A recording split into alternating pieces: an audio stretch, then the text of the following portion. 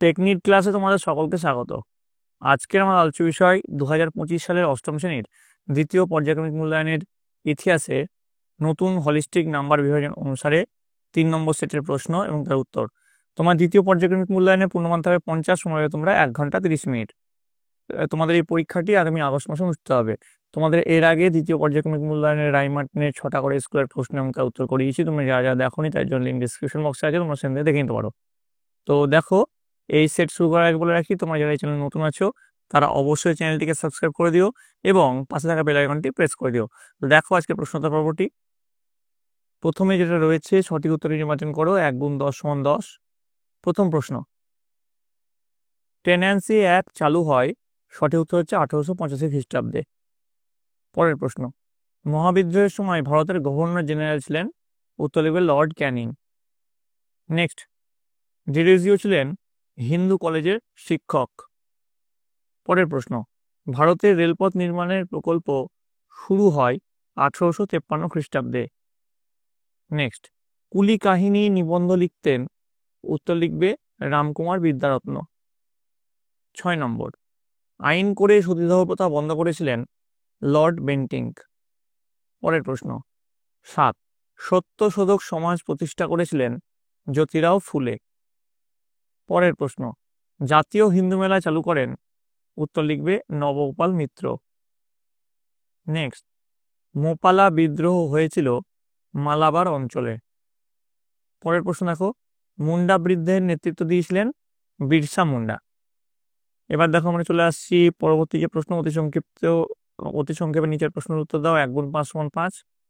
প্রথম প্রশ্ন, ভারত মাতা চিত্রটি কে অঙ্কন করেছিলেন, উত্তর লিখবে অবনীন্দ্রনাথ ঠাকুর। নেক্সট প্রশ্ন, প্রতি মাইল রেলপথ বানাতে কটি করে স্লিপার লাগতো, উত্তর লিখবে 2000টি করে। নেক্সট, ব্রিটিশরা কোন ঔপনিবেশিক অঞ্চলকে সবচেয়ে দামি রত্ন হিসাবে বর্ণনা করতেন, উত্তর হচ্ছে ভারতকে। পরের প্রশ্ন, 1879 খ্রিস্টাব্দে কৃষকদের সুবিধার জন্য ঔপনিবেশিক প্রশাসন যে আইনটি রচনা করেন তার নাম কি, উত্তর লিখবে এগ্রিকালচারাল রিলিফ অ্যাক্ট। পরের প্রশ্ন, জেমস অগাস্টাস হিকির প্রকাশিত সাপ্তাহিক পত্রিকাটির নাম কি, উত্তর লিখবে বেঙ্গল গেজেট। চলে আসবো পরবর্তী প্রশ্ন। 3 নম্বরে যে প্রশ্ন আছে, সত্য মিথ্যা নির্ণয় করতে বলেছে। 1 গুণ 4 সমান 4। 4টে প্রশ্ন আছে। টেলিগ্রাফ ব্যবস্থা কোম্পানি শাসনের কথা মাথায় রেখে বানানো হয়েছিল, সত্য। নীল বিদ্রোহ হয়েছিল মাদ্রাজে, মিথ্যা। নরমপন্থীরা চরমপন্থীদের কার্যকলাপকে 3 দিনের তামাশা বলতেন, মিথ্যা। ক্ষুদিরাম বসু ও প্রফুল্ল চাকি কিংসফোর্ডকে মারতে চেয়েছিল, সত্য। চলে আসো পরবর্তী প্রশ্ন। দেখো, বাম স্তম্ভের সঙ্গে ডান স্তম্ভ মেলাতে বলেছে। কস্তম্ভ এখানে দেওয়া আছে। কস্তম্ভে আছে সাঁওতাল বিদ্রোহ, মিত্র মেলা, হিন্দু প্যাট্রিয়ট, ব্রাহ্ম সমাজ। তো সাঁওতাল বিদ্রোহের সঙ্গে মিল হবে সিধু ও কানহু। মিত্র মেলার সঙ্গে মিল হবে 1867 খ্রিস্টাব্দ। হিন্দু প্যাট্রিয়টের সঙ্গে মিল হবে নীল বিদ্রোহ। আর ব্রাহ্ম সমাজের সঙ্গে মিল হবে বিজয় কৃষ্ণ গোস্বামী। পরের প্রশ্ন, 2টি বা 3টি বাক্যের মিলিত প্রশ্নের উত্তর দাও, যে কোনো 4টি। 2 গুণ 4 সমান 8। প্রথম প্রশ্ন, কে কবে চিরস্থায়ী বন্দোবস্ত প্রবর্তন করেন, উত্তর লিখবে চিরস্থায়ী বন্দোবস্ত 1793 খ্রিস্টাব্দে British governor general Lord Cornwallis প্রবর্তন করেন।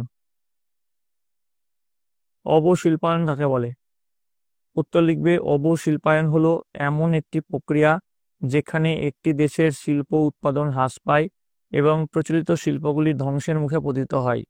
ঔপনিবেশিক শাসন আমলে ভারতে ব্রিটিশ নীতির ফলে ঐতিহ্যবাহী কুটির ও হস্তশিল্প ধ্বংস হয়ে যায়। এই ঘটনাকে অবশিল্পায়ন বলা হয়। নেক্সট, নব্য বঙ্গকাররা তাদের উদ্দেশ্য কি ছিল, উত্তর লিখবে 19 শতকের প্রথমার্ধে হিন্দু কলেজের তরুণ শিক্ষক হেনরি লুই ভিভিয়ান ডিরিজিওর নেতৃত্বে পাশ্চাত্য শিক্ষা এবং যুক্তিবাদের প্রভাবে প্রভাবিত একদল তরুণকে নববঙ্গ বা ইয়ং বেঙ্গল বলা হয়। তাদের উদ্দেশ্য ছিল প্রচলিত হিন্দু সমাজের কুসংস্কার, জাতিভেদ প্রথা, বাল্য বিবাহ, সতীদাহ প্রথা ইত্যাদি বিরোধিতা করা এবং নারী শিক্ষা ও সমাজে নারীর অধিকার প্রতিষ্ঠা সহ সমাজের সার্বিক সংস্কার সাধন করা। তারা মুক্ত চিন্তা ও স্বাধীনভাবে মত প্রকাশে বিশ্বাসী ছিল। নেক্সট দেখো কি আছে। 4 নম্বর, ঔপনিবেশিক সমাজে কাদের মধ্যবিত্ত ভদ্রলোক বলা হতো, উত্তর লিখবে ঔপনিবেশিক শাসন আমলে ভারতে যারা পাশ্চাত্য শিক্ষায় শিক্ষিত হয়ে নতুন পেশা যেমন সরকারি চাকরি, ওকালতি, শিক্ষকতা, সাংবাদিকতা ইত্যাদি গ্রহণ করেছিল এবং সমাজে একটি আর্থিকভাবে মধ্যম এবং সামাজিকভাবে প্রভাবশালী অবস্থান তৈরি করেছিল, তাদের মধ্যবিত্ত ভদ্রলোক বলা হতো। এরা সাধারণত উচ্চবর্ণের হিন্দু সমাজের অন্তর্ভুক্ত ছিলেন। পরের প্রশ্ন, সভা সমিতির যুগ কাকে বলা হয়? উত্তর লিখবে 19 শতকের দ্বিতীয়ার্ধে ভারতে বিভিন্ন রাজনৈতিক ও সামাজিক উদ্দেশ্য সাধনের জন্য বহু সভা ও সমিতি গড়ে ওঠে। এই সময়ে শিক্ষিত ভারতীয়রা তাদের দাবি দাওয়া ও রাজনৈতিক অধিকার আদায়ের লক্ষ্যে সংগঠিত হতে শুরু করে। এই কারণে 19 শতকের এই সময়কালকে সভা সমিতির যুগ বলা হয়। অধ্যাপক ডক্টর অনিল শীল এই সময়কালকে এই নামে অভিহিত করেছেন। এবার চলে আসবো পরবর্তী যে প্রশ্ন আছে, দেখো কি আছে। হিউম ডাফরিন ষড়যন্ত্র কি? হিউম ডাফরিন ষড়যন্ত্র তত্ত্ব অনুসারী ভারতীয় জাতীয় কংগ্রেস কোনো স্বতঃস্ফূর্ত আন্দোলন ছিল না, বরং এটি ছিল ব্রিটিশ ভাইসরয় লর্ড ডাফরিন এবং অ্যালান অক্টাভিয়ান হিউম এর একটি পূর্ব পরিকল্পিত সৃষ্টি। এই তত্ত্ব অনুযায়ী ভারতে ক্রমবর্ধমান অসন্তোষকে একটি নিরাপদ পথে চালিত করতে এবং একটি সম্ভাব্য বিদ্রোহ এড়াতে ব্রিটিশ সরকার অ্যালান অক্টাভিয়ান হিউমের মাধ্যমে কংগ্রেস প্রতিষ্ঠা করিয়েছিল, যাতে শিক্ষিত ভারতীয়রা একটি প্ল্যাটফর্মে এসে তাদের অভাব অভিযোগ পেশ করতে পারে এবং এটি ব্রিটিশ শাসনের জন্য একটি সেফটি ভালভ হিসেবে কাজ করে। লালা লাজপত রায় এই তত্ত্বের অন্যতম প্রবক্তা ছিলেন। পরের প্রশ্ন, 4 থেকে 5টি বাক্যের নির্মিত যে কোনো 4টি প্রশ্নের উত্তর দাও। প্রতিটি প্রশ্নের মান এখানে আছে 3 করে। প্রথম প্রশ্ন চলে যাবো, দেখো সম্পদের নির্গমন কি? দেখো এর উত্তরটা দেখো কি আছে। পলাশির যুদ্ধের পরবর্তীকালে ভারতে ইংরেজদের আধিপত্য প্রতিষ্ঠিত হলে ভারত ইংল্যান্ডের শোষণ ক্ষেত্রে পরিণত হয়। এই সময় থেকে প্রতিনিয়ত ভারতের সম্পদ ইংল্যান্ডে চলে যেতে থাকে। দেশের সম্পদ বিদেশে স্থানান্তরিত হওয়ার এই ঘটনাটি সম্পদের বহির্গমন নামে পরিচিত। পরের প্রশ্ন, কৃষির বাণিজ্যকরণ বলতে কি বোঝায়? উত্তর লিখবে কৃষির বাণিজ্যিকরণ বলতে বোঝায় বাণিজ্যের জন্য প্রয়োজনীয় এমন কৃষিজ ফসলের চাষ করা। ব্রিটিশ শাসনাধীন ভারতীয় অর্থনীতির একটি অন্যতম বৈশিষ্ট্য ছিল কৃষির বাণিজ্যিকরণ। ব্রিটিশ আমলে বাণিজ্যের মাধ্যমে বিপুল পরিমাণ মুনাফা লাভের জন্য যে ফসলের চাষ করা হতো সেগুলি হলো চা, নীল, পাট, তুলো প্রভৃতি। বস্তুত কৃষির বাণিজ্যিকরণ ছিল ব্রিটিশ আমলে অর্থনীতির আধুনিকরণের অঙ্গ। মহারানীর ঘোষণাপত্র কি? 1857 খ্রিস্টাব্দে মহাবিদ্রোহ দমনের পর 1858 খ্রিস্টাব্দে ইংল্যান্ডের রানী ভিক্টোরিয়ার পক্ষ থেকে এই ঘোষণাপত্র জারি করা হয়।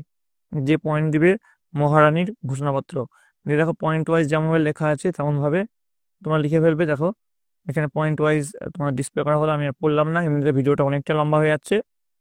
তোমরা ভিডিওটা পজ করে সুন্দর করে লিখে নিও, ঠিক আছে। চলে আসো পরবর্তী প্রশ্ন, স্যার সৈয়দ আহমেদের সংস্কারগুলির প্রধান উদ্দেশ্য কী ছিল? দেখো এটাও একটু আমি ফাস্ট ফরওয়ার্ড করে দিচ্ছি, এটার বড় উত্তর হবে। দেখো যেমনভাবে এখানে লেখানো হয়েছে তোমরা ঠিক তেমনভাবে কিন্তু লিখে নেবে ভিডিওটা পজ করে। আমি আর পড়লাম না, ঠিক আছে। আশা করি তোমরা সবাই লিখে নিয়েছো ভিডিওটা পজ করে। চলে আসো পরবর্তী প্রশ্ন, দেখো 1907 খ্রিস্টাব্দে কংগ্রেসের সুরাট অধিবেশনের গুরুত্ব উল্লেখ করো। দেখো এটা আমি ডিসপ্লে করলাম, এখানে গুরুত্ব দেখো 1, 2, 3, 4 4টে পয়েন্টে এখানে লেখা হয়েছে। এই 4টে পয়েন্ট সুন্দর করে লিখলে কিন্তু তোমাদের হয়ে যাবে। দেখো 1, 2, 3, 4 4টে গুরুত্ব এখানে লেখানো হয়েছে। পরের প্রশ্ন চলে যাবো, দেখো দেখো পরের প্রশ্নে কি আছে। বিংশ শতকের প্রথম দিকে বাংলায় বিভিন্ন গুপ্ত সমিতি গড়ে উঠেছিল কেন? তো উত্তরটা আমি একটু ভিডিওটা ফাস্ট ফরওয়ার্ড করে দিচ্ছি তোমাদের সুবিধার্থে। দেখো কারণগুলো, বিপ্লবী গুপ্ত সমিতি গড়ে ওঠার কারণ, প্রতিবাদ প্রতিক্রিয়া, আন্তর্জাতিক প্রভাব, স্বদেশীদের ব্যর্থতা। হ্যাঁ, এই পয়েন্ট অনুযায়ী কিন্তু লেখানো হয়েছে, তোমরা ভিডিওটা পজ করে লিখে নিও, আমি আর পড়লাম না। চলে আসছি পরবর্তী, 8 থেকে 10টি বাক্যে নিম্নলিখিত যে কোনো 2টি প্রশ্নের উত্তর দাও। তাহলে দেখো কি প্রশ্ন আছে, বাংলায় চিরস্থায়ী বন্দোবস্তের প্রভাব কি ছিল? এটা আমি একটু ফাস্ট ফরওয়ার্ড করছি ভিডিওটা। দেখো চিরস্থায়ী বন্দোবস্তের সুফল, সেখানে পয়েন্ট আছে চাষযোগ্য জমির পরিমাণ বৃদ্ধি, স্থির রাজস্ব, কৃষক সমাজের সংস্কারমূলক কাজ। তারপরে চিরস্থায়ী বন্দোবস্তের ফলে বাংলা কৃষককুলের ক্ষতি, এখানে পয়েন্ট করে কি লিখবে, জমির সত্ত্বহীনতা, জমি থেকে উৎখাত, অত্যাধিক রাজস্ব, কৃষকদের উপর অত্যাচার। এইসব পয়েন্টের উপর সুফল আর কুফল দুটোই তোমরা লিখে নেবে, ঠিক আছে। ভিডিওটা পজ করে তোমরা লিখে নিও। চলে আসো পরবর্তী প্রশ্ন। দেখো, অথবা দিয়ে আছে রেলপথ স্থাপনের ফলাফল বিশ্লেষণ করো। দেখো, ভারতের রেলপথ নির্মিত হয়েছিল ঔপনিবেশিক স্বার্থে, ভারতীয়দের স্বার্থে নয়। তাই রেলপথ নির্মাণের সময় থেকেই ভারতবাসী এর বিরুদ্ধে অসন্তুষ্ট ছিল। তো দেখো, এখানে অসন্তোষের কারণ প্রথমে কি আছে।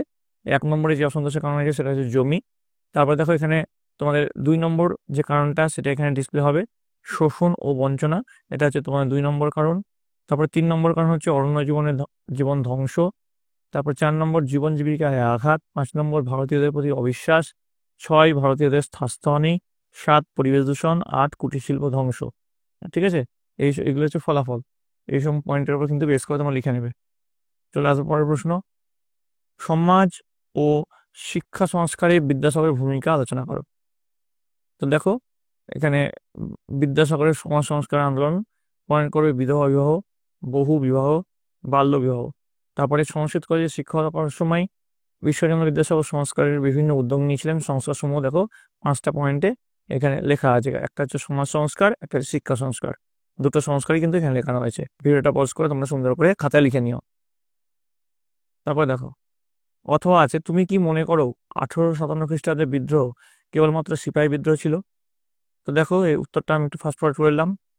যেমন করে পয়েন্ট ওয়াইজ দেখানো হয়েছে, তোমার ঠিক ওইভাবেই সুন্দর করে খাতায় ভিডিওটা পজ করে লিখে নেবে।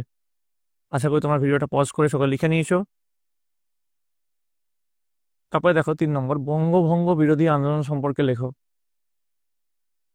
দেখো, বঙ্গভঙ্গ বিরোধী আন্দোলন এখানেও পয়েন্ট করে লেখানো হয়েছে, তোমরা সুন্দর করে লিখে নেবে। হ্যাঁ, আমি আর ভিডিওটা আর বড় করছি না এগুলো রিডিং পড়ে, তাহলে কিন্তু ভিডিওটা অনেকটাই লম্বা হয়ে যাবে। আশা করি তোমার ভিডিওটা পজ করে সকলে লিখে নিয়েছো। এবার দেখো পরে কি আছে। তো এই ছিল তোমাদের অষ্টম শ্রেণীর দ্বিতীয় পর্যায়ক্রমিক মূল্যায়নের ইতিহাসের প্রশ্ন এবং তার উত্তর। তোমার যদি এই ভিডিওটা ভালো লেগে থাকে অবশ্যই একটি লাইক করবে, বন্ধুদের কাছে অনেক অনেক শেয়ার করবে। আর তোমরা এর পরবর্তীতে কোন সাবজেক্টের প্রশ্ন উত্তর চাও সেটা কমেন্টে জানাবে। কমেন্টে তোমাদের বিদ্যালয়ের নাম এবং কে কোন জায়গা থেকে দেখছো সেটা কিন্তু লিখতে ভুলবে না। আর এই প্রশ্নই যে হুবহু তোমাদের পরীক্ষা আসবে কোনো মানে নেই, এরকম টাইপের তোমাদের প্রশ্ন আসবে।